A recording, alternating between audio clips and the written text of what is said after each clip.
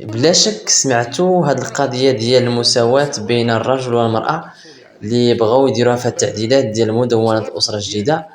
وكاين واحد التيار يعارض هاد القضيه هادي، وكاين واحد التيار يؤيد هاد القضيه ديال المساواه بين الرجل والمراه. وباش عرفوا الخطوره ديال هاد المساواه هادي، استمعوا الدكتور مصطفى بن حمزه شنو كيقول في هذا الخصوص هذا. كل مرأة يقول أنت مرأة ظلمتي، وهذه المساواة الحقيقية يجب أن تحصلي على المساواة.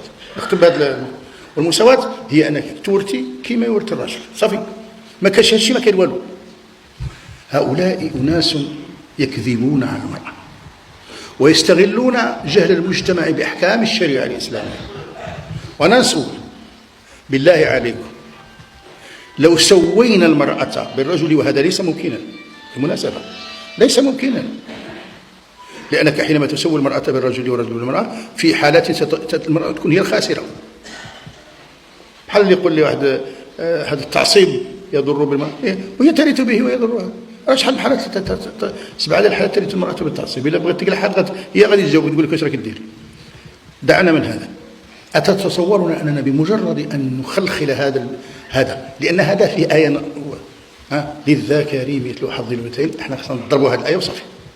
فين ما بغات تخرج نقول للناس هذه الذكر مثل لم تعد صالحات لهذا المجتمع، على سبيل أن نقول غدا إن الإسلام كله لم يعد صالحا. لأنك لما تطيح آية بهكا صراحة وتقول للناس انظروا هذه الآية لم تكن لصالح المرأة وكان يجب اقتلاعها فاقتلعناها وانتهى الأمر. والسنة غداش يجيو خلي الإسلام كله ما احنا ما عجبناش، ماشي غير آيات. بالله عليكم لنقل أن هذا صحيح. هل هذا يحقق المساواة للمرأة على مستوى مدونة الأسرة، ولا نعطيوها ونسكتوا؟ المجتمع ما فيهش المرأة فقط، فيه مرأة، فيه رجل، فيه طفل، فيه ياك، ما يمكنش المساواة غير في عنصر.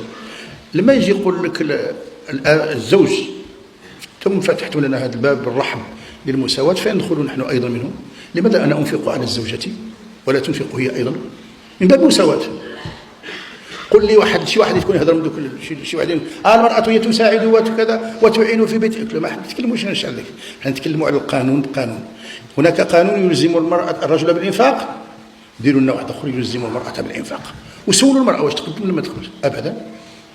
هناك امرأة عاطلة، هناك طالبة جامعية تتزوج ما عندها، هي ما جبرتش الشغل كانت عندها الفرصة تاعنا نتزوج، هذاك الفرصة نبلعوها لها. فين غادي انت؟ وتزوج عندك شي دخل ما عندكش، سير الله يهنيك بندوك راك ما مقبولاش، ما تتقلل لا الدخل ولا الوظيفه ولا كذا، عرفت واش يدير في هذا. خليه يدخلك. اذا هذا غادي يصير قانون من باب المساواه. وحينما لا تنفق يستطيع الزوج ان يرفع عليها دعوى عدم النفقه، مثلما انها هي الان ترفع عليه دعوى عدم النفقه، ونجري عليه مسطره ديال اهمال الاسره 480 وتمشي حتى كيما تلحق لها راجلها الليل. تعرف كثير من الرجال فهم في السجن الان لانهم لم ينفقوا. واذا سمحنا احنا نرسل نساءنا الى السجن. الله يجزيكم بخير على هذا الفهم الجديد. غادي نبقاو نرسلوا النساء ديالنا لانهن فقيرات، لان المراه طردوها من الخدمه ما جبرتش باش تصرف ودوها الحبس، هكا غادي وخلاو لها ولادها. هذا ماشي فكر نهائيا، هذا السقوط. احنا لا نوقع الشرع. ما داش. قد تكون المراه منفقه عن اختيار، ممكن. قد تكون غنية أصلا ولا تريد أن تنفق، فلا أحد يستطيع أن يجبرها، لأن وجودها في البيت هو المال نفسه. وجودها هي في بيت، وأنتم تعرفوا هذا الشيء في البيوت تاعكم. الزوجة ديالك في البيت ديالك، شنو القيمة ديال وجودها؟ أكثر من لك الفلوس اللي راك تجيبهم نتايا. حافظت لك ولادك، حافظت لك الأسرة. ولذلك عاد الآباء اللي عنده لما تموت له الزوجة راه ما يتلف ما يتودر، ما ينفعوا لنا عنده الملايين ولا ما عنده. إذا مشات المرأة انتهى. إذا مجرد وجود هذه المرأة هي كنز قديم كبير، ولذلك احنا لا نضيف اليها انها يجب ان تنفق في هذا، هي وجودها يكفي، لان حافظه البيت وراعيه البيت هي البركه في البيت. انتم راكم تشوفوا البيوت تاعكم، خلينا هذوك الناس اللي ما عندهم بيوت اخرى ما يهضروا عليهم، الله اعلم. احنا هضرنا على بيوتنا اللي نعرفوها. احنا ما يمكنناش نسكتوا على البيوت ديالنا لاجلهم هما اللي كاين اللي ما عنده كاع بيت، وكاين اللي ما مزوج، وكاين اللي مزوج ومطلق ولا مطلق ومزوج، ما عرفناش كاع فاش راهم يعيشوا، ولكن احنا هذا هو الاسر ديالنا. يدو نستقبلوا باش نديروا مساواه. لما نختلفوا وقع الطلاق، الطلاق وقع، ما نجيبوش الزوج ونحاسبوه. طلقت عليك، عندك العده وعندك النفقه وعندك كذا وعندك المتعه وعندك اجر الرضاع وعندك السكنه. تعرفوا شنو اللي كيطلع لك؟ عشان الزواج ما يعرفوش شنو يستناهم كي يطلقوا. 1 2 3 4 وحتى الزوجه زيدوها حتى هي ذاك الوقت. طلقتي ولا طلقك؟ ايوا الي يطلقها الزوج وخصها تعطيه النفقه حتى هو نص نص، وتعطي تشوف تدي حقها في السكنه وتدي فيها. هذه معضله. غير يقولوا للنساء هكا وخليهم هما يختاروا، ما تختارش بلاد. حنا نقولوا المراه راه راشده، غير يبينوا لها بس ما تخفيوش عليها الاشياء. لما يختلفوا الزوج والزوجه الان بعد الطلاق، فاش المشكله تجي؟ هي في الحضانه. الابناء تعرفوا شحال في المحاكم ديال القضايا الحضانه اختلفوا على الاولاد، واحد يقول انا ندي كذا واحد يقول ضدتهم. والان الاب بعض المرات يدير دعوى غير نقص من الحضانه، نفقه الحضانه او نفقه الابناء او رؤيه الابناء، راهم يديروا دعوى. هنا المحاكم تشك فيها كل شيء لصالح المراه. المراه هي الحاضنه، هي تدي الابناء، والابناء هم الاعز.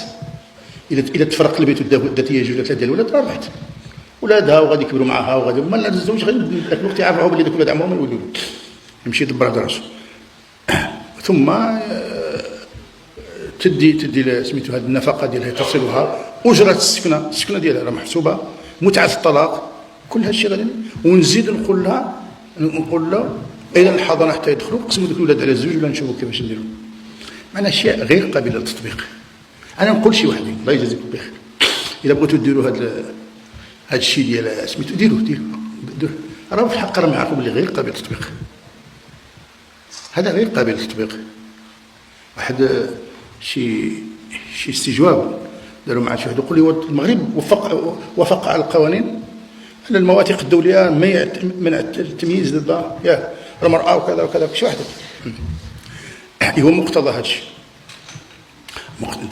المغرب وقف، احنا وقعنا الحمد لله وما خصناش نميزوا المراه. مقتضى هذا ان هذا الذي تقوله الان موجود في العالم كله ولا كيف؟ زعما باش بغيت تقول لي هذا؟ زعما كل الدول فيها الرجل كيموت يديو الاولاد ديالو البنات والذكر.